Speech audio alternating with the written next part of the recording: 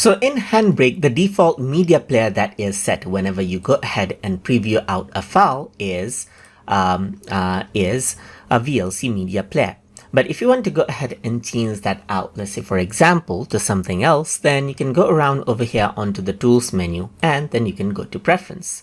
So over here what you can do now is you can go around over here onto the bottom. So under the general you can see that there's path to media player right here, which is set to VLC right here. But you can go ahead and browse and choose a different media player as well.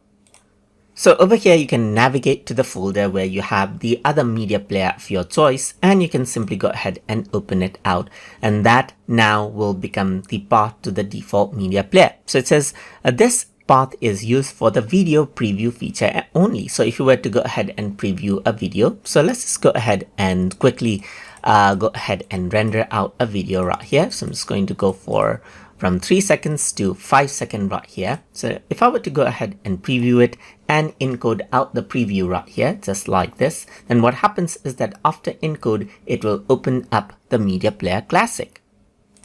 And then you can see instead of the VLC Media Player right here, it just opens up the Media Player Classic just like this. And that is how you can set path to Media Player as you wish inside of Handbrake. So I hope you guys learned something as always.